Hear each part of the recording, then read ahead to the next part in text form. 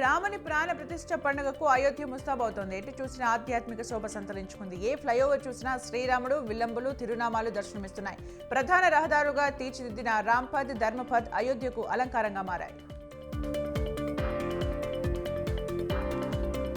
తిరుమల శ్రీవారిని ఉదయం అభిషేక సేవలో Karnataka high court chief justice Prasanna B Varale, APCS Jawahar Reddy వేర్వేరుగా దర్శించుకున్నారు. ఆలయ అధికారులు స్వాగతం పలికి దర్శన ఏర్పాట్లు చేశారు. దర్శనానంతరం రంగనాయకుల మండపంలో వేద పండితులు వేదాశీర్వచనమివ్వగా టీటీడీ అధికారులు తీర్థ ప్రసాదాలు అందజేశారు.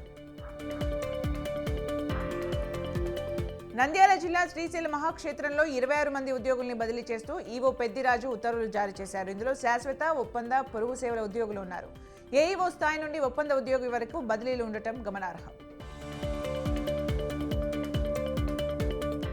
తిరుచానూరు శ్రీ పద్మావతి అమ్మవారిని ఏపీ ప్రభుత్వ ప్రధాన కార్యదర్శి కేఎస్ జవహర్ రెడ్డి కుటుంబ సమేతంగా దర్శించుకున్నారు. అమ్మవారి కుంకుమ సేవలో పాల్గొని మొక్కులు చెల్లించుకున్నారు. ఆలయ అర్చకులు అమ్మవారి శేష వస్త్రంతో సత్కరించి తీర్థ ప్రసాదాలు అందజేశారు. సింగనమల నియోజకవర్గ సమన్వయకర్తగా నియమితులైన ఎం వీరాంజనేయులకు సహకరిస్తానన్నారు ఎమ్మెల్యే జొన్నలగడ్డ పద్మావతి.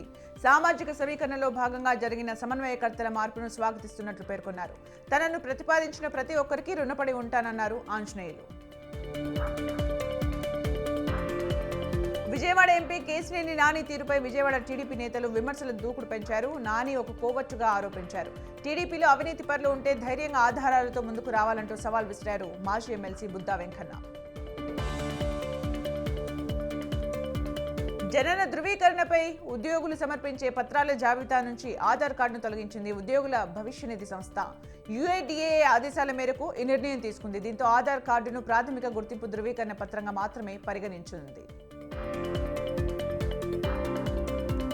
విజయవాడలో అంబేద్కర్ విగ్రహ ఆవిష్కరణ కార్యక్రమంను పురస్కరించుకుని జిల్లా కేంద్రం పార్వతీపురంలో మారథాన్ ర్యాలీ, మానవహారం నిర్వహించారు. ప్రధాన రహదారుల గుండా సాగిన ఈ ర్యాలీ కలెక్టరేట్ వరకు సాగింది. పట్టణ కూడలి వద్ద మానవహారం చేపట్టి అంబేద్కర్ విగ్రహానికి నివాళులర్పించారు.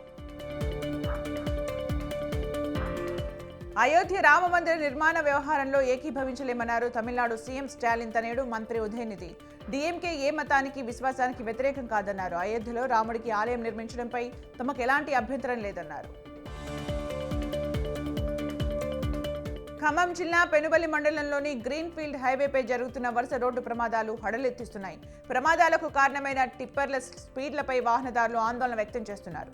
అధికారులు మీనమేషాలు లెక్కించడం మాని తగిన చర్యలు తీసుకోవాలని కోరుతున్నారు. బాక్సాఫీస్ వద్ద 700 కోట్ల రూపాయలకు పైగా వసూళ్లను సాధించిన ప్రభాస్ మూవీ సలార్ చిత్రంను ఈ నెల 20వ తేదీ నుంచి స్ట్రీమింగ్కు తీసుకురానున్నట్లు ప్రముఖ ఓటీటీ వేదిక నెట్ఫ్లిక్స్ ప్రకటించింది. అటు మలయాళంలో ఘన విజయాన్ని సొంతం చేసుకున్న నేరు చిత్రం కూడా డిస్నీ హాట్స్టార్ వేదికగా ఈ నెల 23న అందుబాటులోకి రానుంది. ప్రో కబడ్డీ సీజన్ 10కి సమయం ఆసన్నమైంది. గచ్చిబౌలి స్టేడియం వేదికగా ఈ లీగ్ జరగనుంది. ఈ నేపథ్యంలో తెలుగు టైటాన్స్ జట్టు సభ్యులు లీగ్ ప్రచారకర్త నందమూరి బాలకృష్ణను కలిసి జెర్సీని బహుకరించారు. తెలుగు టైటాన్స్ జట్టు లీగ్ పోటీల్లో మంచిగా రాణించాలని ఆకాంక్షించారు నందమూరి బాలయ్య.